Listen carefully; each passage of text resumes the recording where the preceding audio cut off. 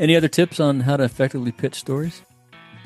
Yeah, know the voice. If you're pitching a certain editor, try to find them on LinkedIn or find their bylines and try to figure out what they're writing so that you understand what they're after. Welcome to episode 462 of the Outdoor Adventure Lifestyle Podcast with outdoor adventure writer Clay Abney. Brought to you this week by Grammarly and Rome Generation PR. Clay Abney is a freelance outdoor and adventure travel writer living in the wild and wonderful state of West Virginia. He enjoys a variety of outdoor activities and traveling as often as possible. He still competes in multi-day adventure races and is always looking for his next great adventure. Hey, Clay, welcome to the show. Hey, thanks, Rick. Thanks for having me. Looking forward to chatting. Yeah, this is going to be a fun chat. We just were on with Howard the other day. That was pretty fun.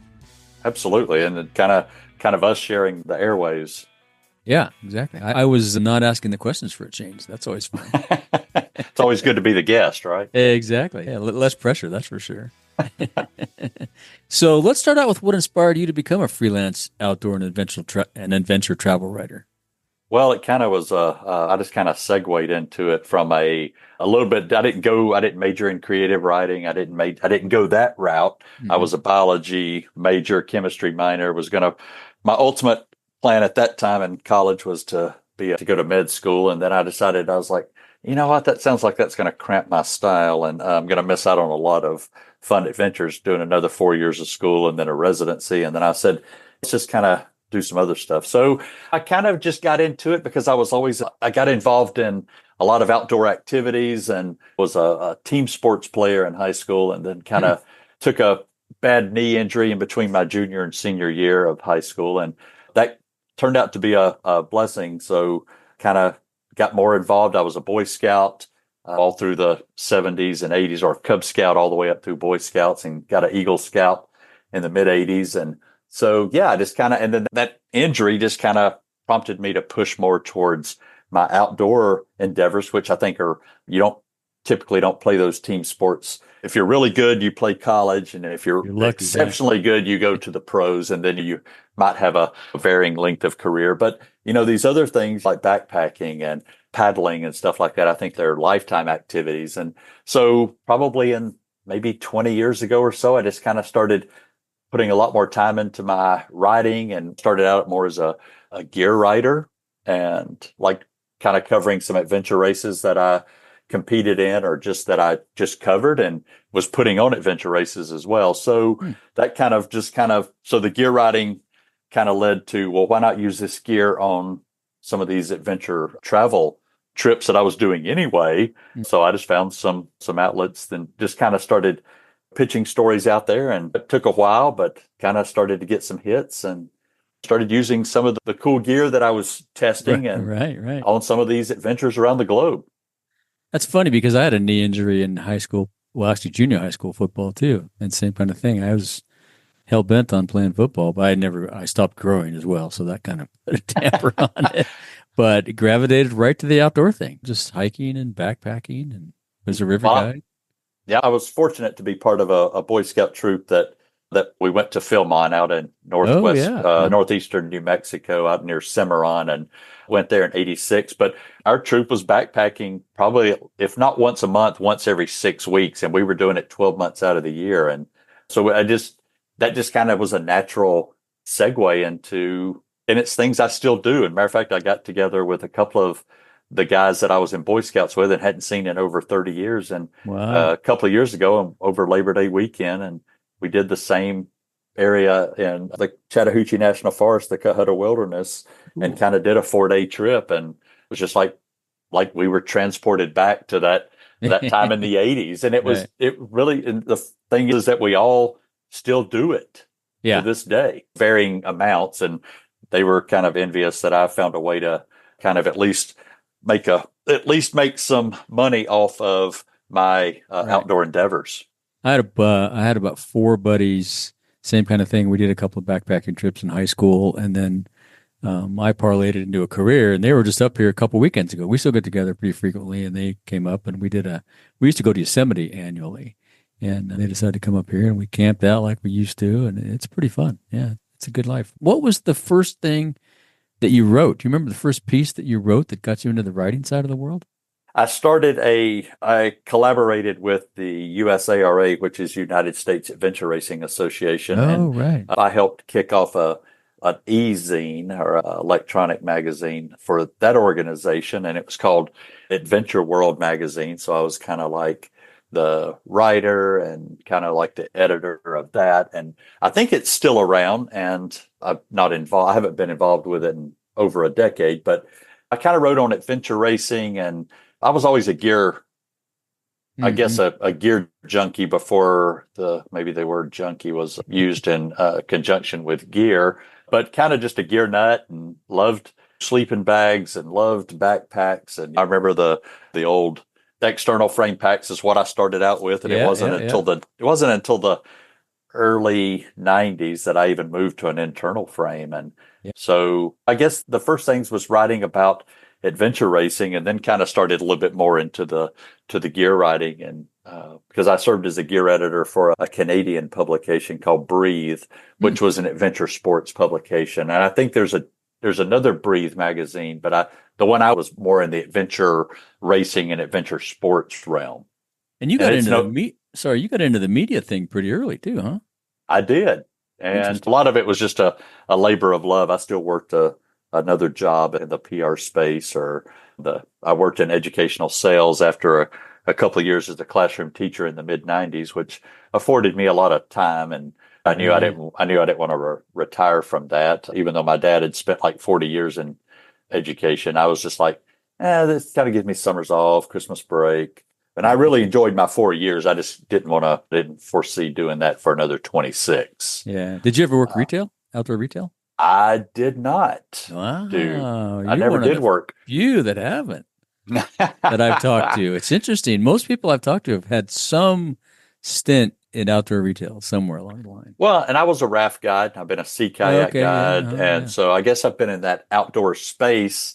Just found a way to kind of I wouldn't say I was making a full-time living as a writer, but it was like a labor of love. And I've seen the market change over the years. Obviously from that was back in mostly print to kind of going into the digital realm. And then now it's a kind of a combination. And then now the obviously podcast and stuff have become the de facto, just different ways of sharing information. Mm-hmm. And I know as a river guide, you didn't make a full-time living at it either, because I did that as well. Yeah, I just did that as like one season in college. And then because I really thought I was going to do medical school. So I was doing all these other things during summer. So that was really and then the sea kayaking, I was actually working for a Fortune 500 company. And I used that as an opportunity we lived in coastal North Carolina at the time. And I just used it as an opportunity to force myself out on the weekend. So because I was traveling a lot during the week, and doing it on the weekend was instead of just Saturday and Sunday disappearing and then you go back to work on Monday, it was an opportunity to force myself out and take other people and share the paddling and seeing the coastal environment and taking newbies and just people out for a tour. And it was just a great way to maximize my time on the weekend. Yeah. I never did sea kayaking. I guided on the Kern River for about, 4 or 5 summers, and then maybe 1 or 2 years full time. It was great. I had a blast. Oh, no doubt. I sometimes wish I'd done it a couple of more seasons. If I'd have known I wasn't going to go to medical school, then I would have probably stuck it out and become maybe at least done it all through college. Full-time guide. Yeah. So what do you find most rewarding about writing for the outdoor and adventure travel niche? Obviously I've been to Antarctica, I've been to Greenland, and a lot of places in between. And I think seeing places that so few people get to see, or getting to experience it in a way that you've probably read about or watched National Geographic, or you've seen these places in pages or on TV, but you've never really experienced it, and seeing it firsthand and then trying to convey that through a story so that somebody else can feel like that they're there, obviously, but they're kind of living vicariously through and I read those stories and was always reading like the polar, the trans-Antarctic guys, when they crossed it, by dog sled and just but now being a part of that group that a lot of these people firsthand, but also getting to go experience some of these places globally. And, and it's I like getting off the beaten path, as opposed to, to me, if you're in New York City or if you're in Lima, Peru, there's still large major metro areas, and sometimes getting into the backcountry or into the little smaller cities and then exploring the culture there is so much more invigorating. Yeah. How do you choose your destinations and adventures, or do they choose you? Sometimes I choose them. Like I went after Greenland and I pitched them nice. because I was like, hey, there's like 50,000 people that live around the world's largest island, and most of them live around the coast because the whole interior is just one big ice sheet. So I went after that one. A lot of times I get these pitches and I got one today, but a lot of times it's just getting pitched. And matter of fact, I've been to Norway 5 times, and matter of fact, I've already been invited to go back. So that would be my 6th time since 2016. Wow. So what is that like? Almost like once a year. Well, yeah. Right. Wow. Yeah. But I have a hard time turning Norway down because it's such an amazing country, but they're just, people always ask me like, where would you not go? And I'm like, I can't really think of any place that I wouldn't go. Given if the U.S. State Department said, "Hey, we got like a warning or something like that," I might kind of there's a war zone. I don't think I'd go there, right? Yeah. Well, exactly. If I'd put it on pause and then wait for that to clear up. But even I've got a friend of mine who just walked across. She just finished up her trip and walked across Iran, and so again, there might be places that are temporarily off the grid, but off limits, but I can't think of any place that, given the opportunity and at least because there's always a little bit of an element of danger or whatever when traveling. Oh yeah, you just don't know. You get LA. That's right. I'm not going to go walk around certain places in downtown Atlanta. Right. That I grew up close to there, and I'm not going to certain times of the night, or just even sometimes during the daytime. Right. It's about using common sense. So, same thing all the way around the world. Yeah. Can you describe a particular challenging story or journey that you worked on that was either the journey was challenging or the story was hard to write? Sometimes I've actually turned stories down just because I couldn't get maybe I couldn't connect with the people that they wanted for the story or the person. Matter of fact, there was one that I was asked to write, and I tried to connect. I tried, and the person just didn't want to go on record. And so I had to kind of go back to the editor, and he was like, "Hey, well, we'll revisit that one in somewhere down the road and see if we can't." But particularly challenging. Greenland was hard to get to. Matter of fact, where I was flying into was, I think back in World War II, it was called Bluey West 1, and now it's called Narsarsuaq. And I think it was an Army refueling station in World War II. But I had to fly to that particular airport. You could only get to from Reykjavik or from Copenhagen. And the other 2 people that were going to be on that trip were going into Copenhagen. So I literally flew all the way across the Atlantic to Copenhagen, spent the day in Copenhagen, which That's I'm not. That's a great town. I love that town. Yeah. So I wasn't complaining about that. Right. And so then the next day, I flew 2/3 the way back across the Atlantic, to Greenland, and to get back, it was the same way. I had to go back to Denmark. And I think it took me 38 hours to get home. Wow. Because it was a very remote little airstrip. But by the time you go back to Denmark and then back to New York and back to Atlanta and then back to, I think we were living in West Virginia at the time. So I had like 4 flights with some layovers in New York and an overnight layover in Denmark. And again, it's part of the journey. Part of the deal. Yep. Yeah, exactly. Part of the deal. Yep. You just deal with it, right? Yeah. And how do you balance capturing the essence of your adventure, writing the story, while you're out there still enjoying the adventure?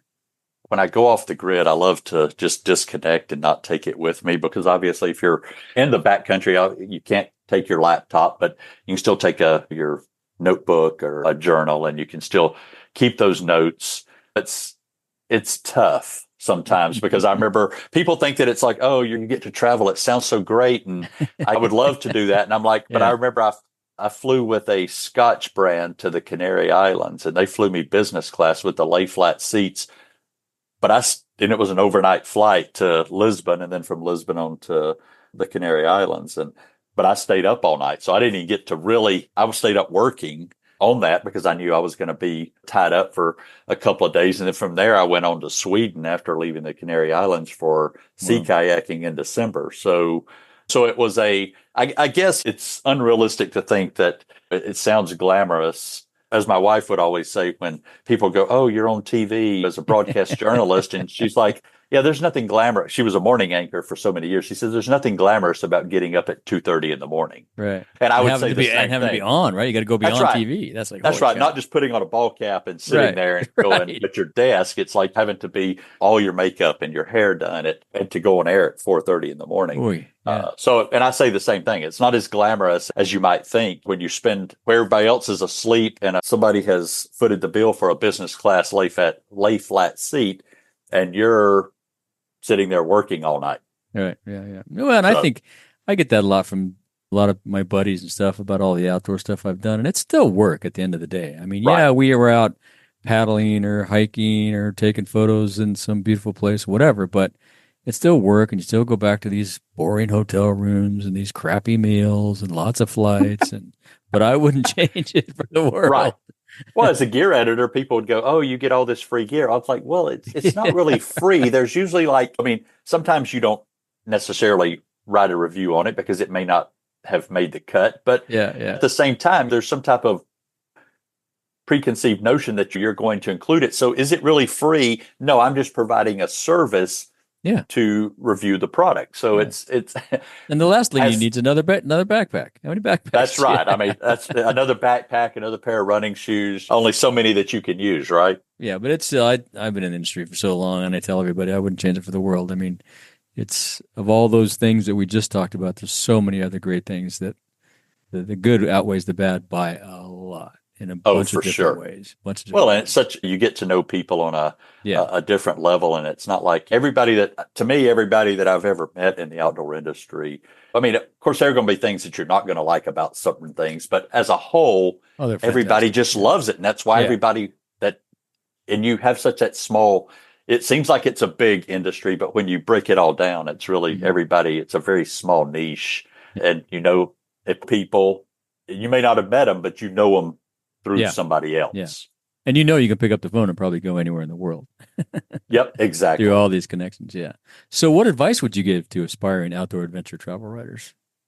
Well, I would say read, write. If you're going to pitch if you want to write for a certain outlet, make sure that you understand their voice, what they're trying to, so it's great if you want to tell it in your words, but it may not be the voice of the publication that you're going after. Right. And try to work with their timeline, because if you don't want to pitch a ski story as ski season is coming to an end. You want to maybe get on that for the following late summer, early fall, so that there are people that's the timeline for maybe a ski story.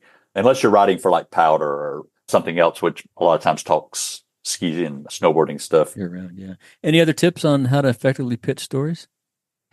Yeah, know the voice and go in, and if you're pitching a certain editor, try to find them on LinkedIn or find their bylines and try to figure out what they're writing so that you understand maybe what they're after.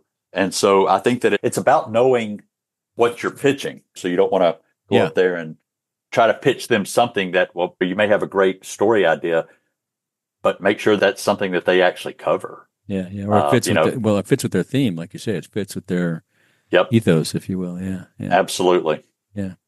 So you lived in West Virginia for a few years, and now you're in South Carolina. Tell us about the outdoor activities in South Carolina for outdoor enthusiasts. Are there we lived mountains there. Well, there were great mountains in West Virginia, and now I'm in South Carolina. I think our house is about 37 feet above sea level. So, I thought there were some. Yeah, if you go to the western side of South Carolina, but I'm all the way on the Atlantic coast. So gotcha. So I'm. But when we lived, you got all the water sports. You get all the water. I'm surrounded by Blackwater rivers and tidal creeks and the ocean. So I have no shortage of paddling opportunities. And we're about an hour and a half south of where we lived in coastal North Carolina, and we always said we would come back to this region as we got ready to fully settle down after my wife wanted to move around in broadcast journalism.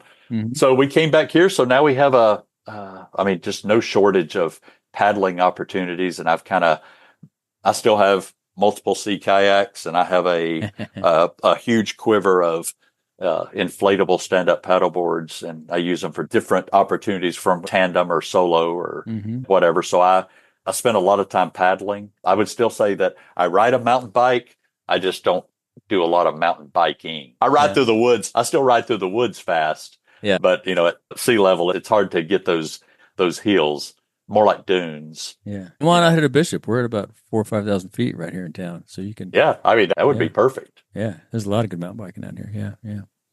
How has living in South Carolina influenced your writing or I guess obviously the adventures are based on all the activities, but has it influenced your writing? Do you find you write more about paddling and mountain biking? I've really kind of, I don't want to say I've keyholed or pigeonholed myself into the paddling, but it's just become like such a part of my life that I used to love sea kayaking, but now I'm thinking I don't like to be trapped in a cockpit for days on end. Right. I like the idea of being on a stand-up paddleboard where I can stand, sit, or kneel. You're not defined to this one position for long periods of time. And so in the last couple of years, probably for the last 5 years, I've become predominantly or have been writing a lot more about stand-up paddleboarding. And so, I like it. Now it's convenient because I'm surrounded by so much water. Yeah. When you're in a cockpit of a sea kayak, I very rarely use the spray skirt. But when it's 95 degrees outside on a hot summer day, the last thing you want to do is it's sweltering inside that plastic hull or that. Yeah. It's nice to be liberated, just to be able to, like, if you want to lay down, you can lay down on your stand-up paddleboard. Right. Exactly. Or if you want to stand up, or if you want to kneel, or you can take a nap. And you can carry all the same stuff on a paddleboard, right? You can carry a backpack or a duffel bag. Yeah, I mean, it's a dry bag. And matter of fact, it's a lot easier than trying to put everything into whereas you can put it all in one big bag and just strap it down to the deck of your stand-up paddleboard. You're not having to put it in a bunch of small bags to make sure it fits into those little bulkheads. Yeah, and then where's the knife so I can cut the apples? What's going on? I can't find the knife. Exactly. Usually everything on a stand-up paddleboard is pretty much easily accessible. You put a food barrel. We did that when we did a couple of day trip down the Yukon River out of Whitehorse. Cool. And we just had like big food barrels, and we just strapped them to the thing. Whereas if you were putting it into a kayak, you'd have to try to get everything into smaller bags. And I did that in Greenland, where we did the sea kayaks, obviously, because the water's colder. You got icebergs floating, and it helps protect you. But you could do it on a stand-up paddleboard as well. You just wear a dry suit. You're typically not going to fall over. But if you do, you're protected in a dry suit. So, you're warm, yeah. So what are your favorite outdoor activities to do in South Carolina?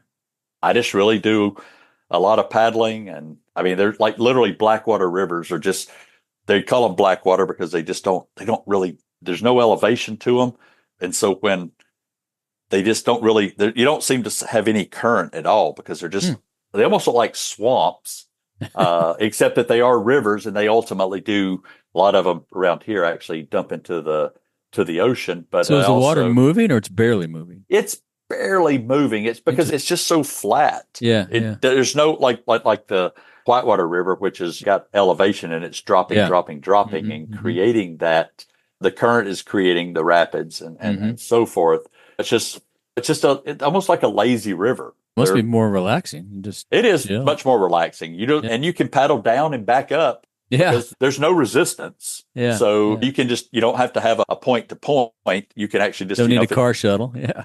That's right. You don't need the shuttle. So you can actually just do a down and back. And that way, if I just want to go paddling by myself, I don't have to worry about like, hey, get somebody to move the car or pick me up at a designated time or whatever. I just do a down and back, and I'm on my schedule. Perfect. Yeah. Hey, do you write a lot? No, I mean a lot. It feels like I write a ton. From podcast show notes, questions for guests, to social posts, I'm always trying to create compelling content, but also write properly. Proper spelling, grammar, sentence structure. I want it to sound good and also be correct. And I can hear Mrs. Muir from my high school English class in my ear as she reviews my paper and kindly points out all the mistakes I made, particularly mixing up the I and the E. I still do that today. If you write as much as I do, it's nice to have a little backup with spelling and grammar, and I use Grammarly. Grammarly is a cloud-based typing assistant. It reviews spelling, punctuation, clarity, engagement, delivery mistakes, detects plagiarism, and suggests replacements for the identified errors. It also allows users to customize their style, tone, and context-specific language. Their instant grammar checker corrects all grammar errors and enhances your writing. To try it out, go to ricksays.com/grammarcheck and get signed up today. You can thank me later. That's ricksays.com/grammarcheck. Let's get back to the show. What about West Virginia? Is there a story that sticks out about your exploring wilderness in West Virginia? West Virginia they call it the mountain state, and it's got so many mountains, and it's just, to me, it's a mecca for outdoor adventure sports. I mean, I've heard that from a lot of people, but I maybe have been through West Virginia, but never really stopped. Well, we lived about an hour door to door to the New River Gorge, which I think became a national park right before we left, got its designation as the newest national park. But then the New River is kind of ironically is one of the oldest rivers in the world, but it actually flows up out of North Carolina and flows north. But then you got Golly season, and that would be my most memorable, is that Golly season only runs for about 6 weeks every year. Starts, I think, the Friday after Labor Day and runs until like mid-October. And then they have like Golly Fest to kind of celebrate, or Bridge Day, because the New River Gorge Bridge spans that area. And I've heard about that. I've never been there, though. But the Golly Rivers, to me, would be one of my favorite. I arguably would say that it's probably the single best day of whitewater rafting in North America. Oh, interesting. Okay. Yeah, it's like 5. I think there's on the upper Golly, there's like 5 Class 5 rapids and then a whole bunch of Class 4. So it's pretty much a nonstop because they release a minimum, I think, of 2,800 cubic feet per second. But if there's any rain and you're getting any feeder streams coming in, it can jump it up a lot higher than that. But they're lowering the dam ahead of winter so they can prepare for the spring rains. It's pretty exciting, I'll bet. Oh, it's super exciting because you literally start right at almost at the base of the dam, and you can see this water just like coming out of these huge tubes. And it's pretty amazing. And on that, I also got to, they built a tunnel to bypass this section of the New River, and they had not closed it down until a couple of years ago. And they closed it to like check out the tunnel because they were using it as a hydroelectric. So we got to paddle a section that's called the Dries that had not been run commercially. You could still run it if you got like a lot of heavy rain. You could run it naturally, but they actually diverted all the water back and then ran it commercially for the first time in its history, I think. Wow. Because I think the tunnel had been diverted for like 70 or 80 years. Oh, wow. That was way before commercial rafting or even before any rafting of any kind. Rafting, so, right. Yeah, right. So yeah, it was a great opportunity because it was only closed for a short window. And then that section of river was able to be paddled. And I got to do it with a couple of kind of founders of like commercial whitewater rafting. Okay. Yeah. One of the guys was he ran the first commercial rafting on the Golly. And so I still communicate with him. And so it's great when you can actually connect with those early pioneers of outdoor activities and be able to spend time with them one-on-one. Yeah, I've had a few of those experiences too. It's very fun. Yeah. What have been some of the most memorable experiences around the world? You've been in a lot of different places. Is there one that stands out or two that stand out? I always put mine into categories. It's like I took my 3 nephews to Peru for almost a month back in 24. So a decade ago when they graduated from high school, and outfitted them and from head to toe, from underwear to outerwear. And, but then we did the Inca Trail. It was their first backpacking trip. Cool. And so I wanted it to be memorable. And then we we just did a whole bunch. So I categorize everything as like, that was great because I got to share that experience with them. And then I went backpacking in Norway.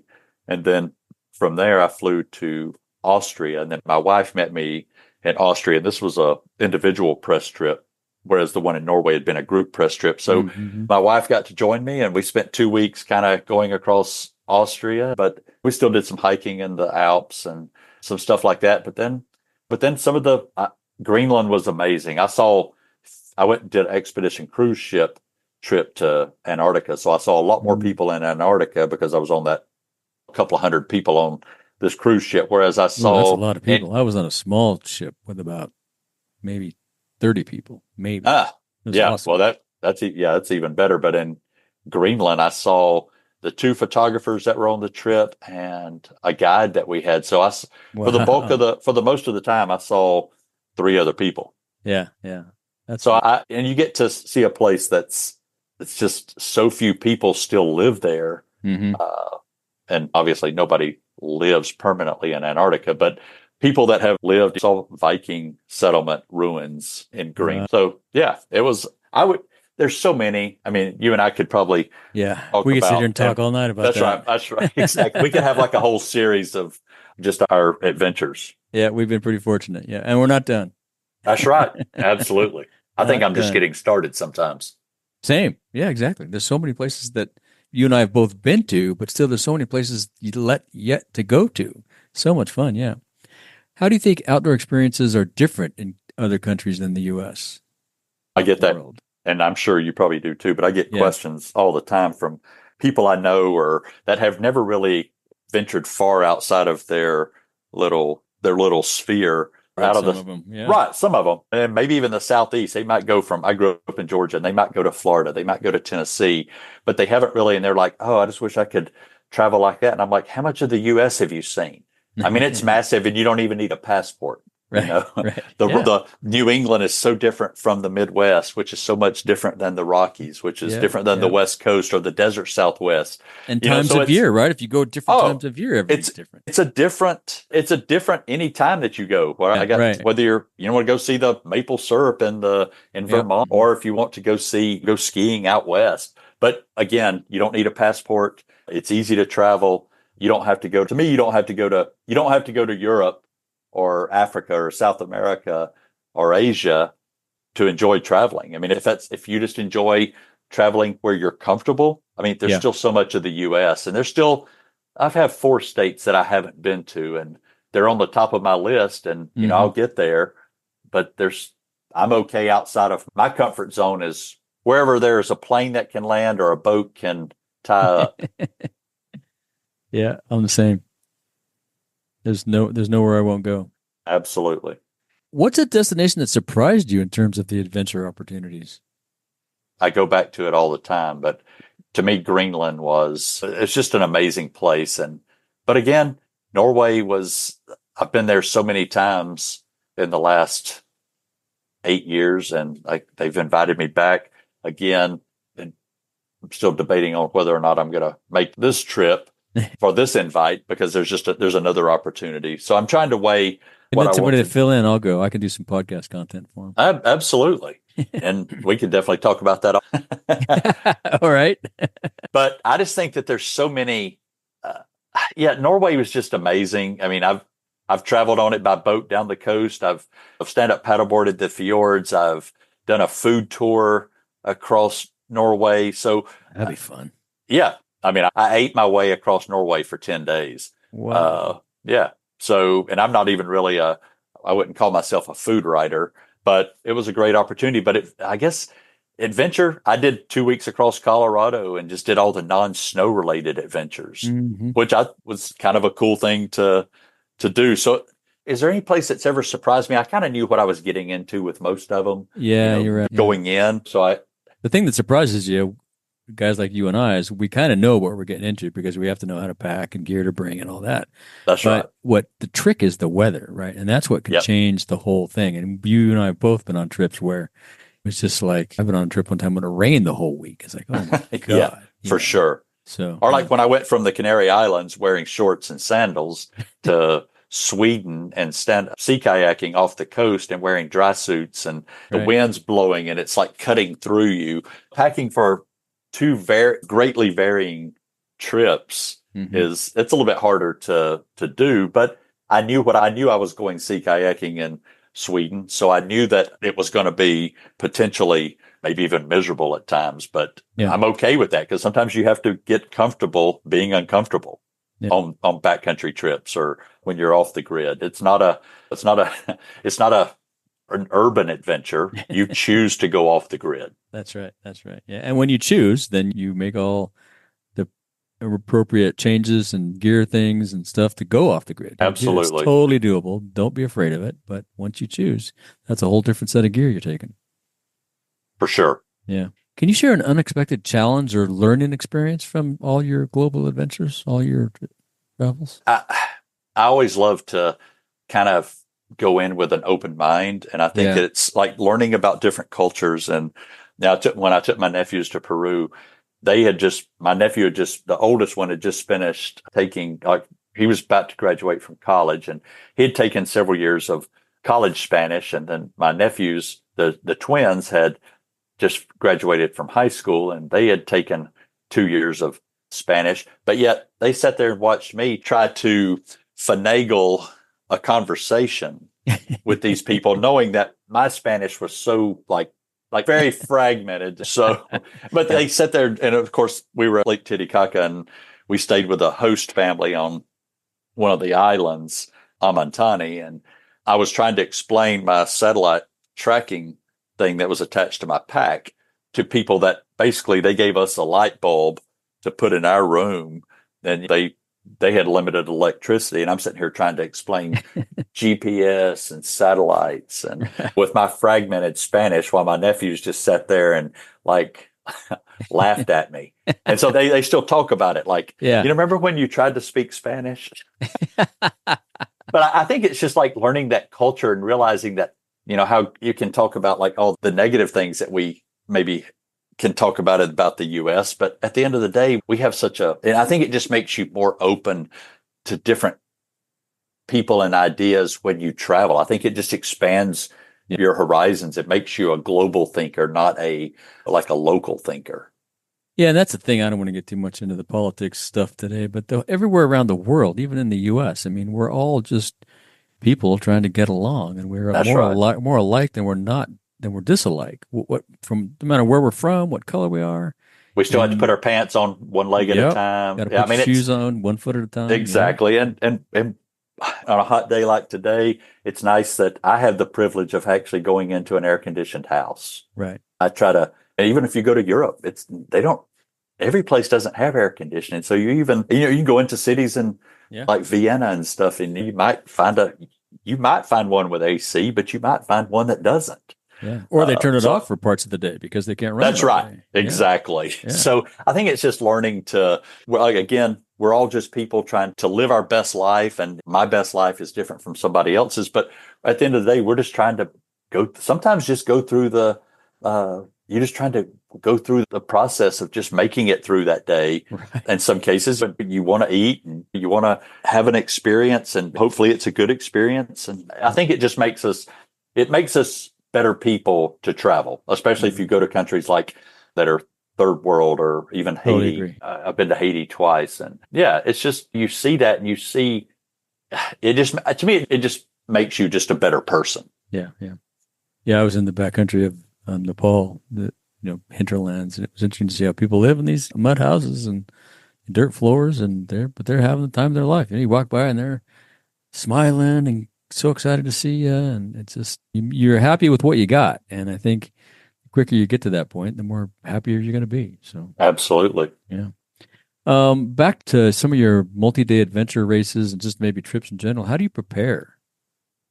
You live at sea level. It's hard to prepare for elevation when you live here. But I keep a pack fully loaded, and I add weight and take out weight depending on if I'm going to go longer. But then sometimes I take that pack and put it on and go to like the local high school or the college and walk the bleachers, or go to a hotel and walk the stairwells. I guess you don't even have any hills you can go up, do you? You're pretty flat. I don't have anything. I have to go to a stadium to walk some steps. So at sea level, it's a little bit harder to train for that, but you do the best you can. And yes, I'm going to suck wind if I go to Colorado and try to go hiking and keep up with people that are local, even in where you said it's 4,000 or 5,000 there, and I'm coming from 37. It would be 37 feet.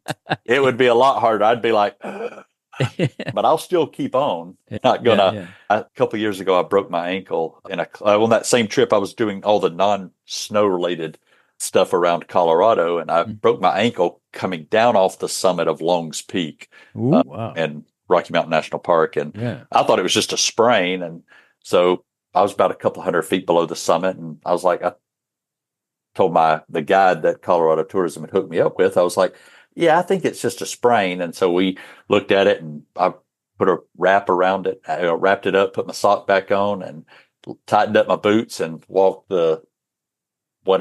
hiked the 7 to 8 miles out of Rocky Mountain National Park. And next day I found out it was broken, and I actually got in to go see a doctor. I was supposed to fly home on Friday. That was on Wednesday.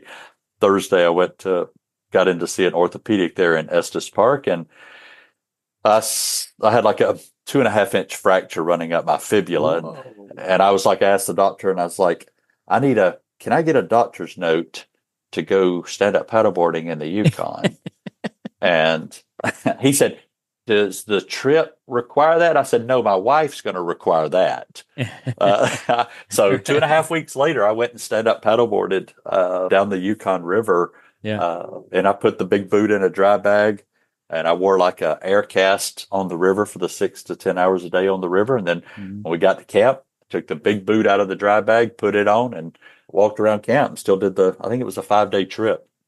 I think those are some of the things that we learned in sports. I mean, when you're playing sports, probably like in football, like you and I both did, some of those days of practice where it's hot, sweaty, and you just got to grind it out. And it really mentally teaches you or prepares you to just go on these hikes. How many times have we been up at Pass, it's miles long and elevation and hot, but you just suck it up and go, or going down, or if you're on a mountain bike and you're climbing, and you're like, it'd be a lot easier if I just turned this thing around and rode downhill. Yeah, right. Why am I grinding? This was long before the pedal assist, where you just had to put that thing in the lowest gear or whatever, and just kind of keep just huffing and puffing until you got to the top, and then you got to enjoy the downhill. But I think that like you're right, it does teach you to sometimes is it uncomfortable, or is it miserable? Or sometimes you get into the pain cave, and you're like, yeah, I can push through this. Yeah. You just got to grind it out. Yeah, exactly. Yep. So looking ahead, what's next on your adventure list? Where are you going? Well, I have a couple of possibilities. One of them is going to Newfoundland, Labrador later this summer, stand-up paddleboarding around that. I think that sounds pretty. I've not been to that province in Canada. I have the invite to go to Norway, but way out on the horizon, I am hoping to I want to paddle a river, and I won't share too much, and maybe as it gets a little bit closer, would love to stand up paddleboard a river in Canada. It'd be about probably a 2-month trip. Wow, that'd be awesome. Yeah. So that's kind of a couple of years down the line. So I've always got my ongoing list, and I've got a big map beside my desk in my office, and it's got all the pins of places I've been. And then I've got this list of places I want to go, adventures I want to do, and places I want to see. I don't really have a bucket list, just like people, because I'm not trying to take care of things before I kick the bucket. I'm like, have more of a life list of places that I just want to see and experience, and call it a bucket list if you want, but I just call it a life list, or an adventure list. Yeah, I don't really have a list even. I'm more of an opportunist. Yeah. Well, I mean, I get sometimes these opportunities show up in my email. Yeah. And so sometimes I roll with them. I think I got a 7-day window, like my first trip to Norway, and I got an email, and they were like, hey, I got it like on a Monday, and I had to let them know by like Thursday. And then I think I left on that following Monday. But I say make sure that your passport's always is up to date, because you don't want to miss an opportunity because you let something lapse. Yeah. Or if you do have a downtime, go ahead and renew it. That's right. You never know. Yeah, no, I'm with you. I'm with you. Yeah, because these things, pop up and you go, hey, what are you doing next weekend? Yeah. And if certain places in Africa, I would be like, I can't do that because I can't get a visa or whatever. But a lot of times, if you're going with a tourism group, they can fast track things. But you might need vaccines. You don't know. Some of those you don't know, but that may have like a timeline. You got to get one, and then a month later you got to get. But there's certain shots you got to keep your shots up too. Oh, absolutely. I talk to my doctor, my annual physical every year, and he's like, is everything tetanus is up to date? Yeah, we're good. Right. We're good. So you keep those standard ones. Just make sure that they're all relevant. And everything else you can kind of work. But I agree. I like what you said. You're an opportunist, and I'm an opportunist as well. Just kind of something pops up. I want to be able to go, hey, I've got the gear for that. Let's roll. Exactly. Yeah, exactly. I know how to get the gear for that. All right. Exactly. Well, it's been great talking to you. I look forward to doing an adventure with you someday. That'll be fun. Yep. Absolutely. We definitely need to. Point. Hey, we met for a reason, and that's it. There is an adventure in our future. That's it. Well, thanks for coming on, and we'll have you back on after your next adventure. Sounds great. Thank you, Rick. Unleash your story and watch your brand thrive with Rome Generation PR. In the flood of content these days, brands often find themselves lost at sea, struggling to connect and engage with the right audience at the right time. Rome Generation PR is your lifeline. They'll seamlessly connect your brand story with the ideal audience, driving results to make your brand thrive. Founded on a yacht while sailing around the world, they bring a unique perspective to public relations because they live the lifestyle their partners represent. With a passion for discovery, they've been shining a spotlight on bold, pioneering brands in the travel, adventure, and lifestyle sectors worldwide for years now. Want to know more? Visit RomeGeneration.com and let them help your brand navigate the world of media and outdoor adventure and unleash your story today. Thank you for joining us on another episode of the Outdoor Adventure Lifestyle Podcast. Be sure to visit our website, ricksays.com, where you'll find show notes and links to everything we talked about and more. And while you're at it, if you found value in this show, give us a rating on Apple Podcasts or spread the word and tell a friend. That would really help us out too. Be sure to tune in every week, and thanks again for listening to the Outdoor Adventure Lifestyle Podcast.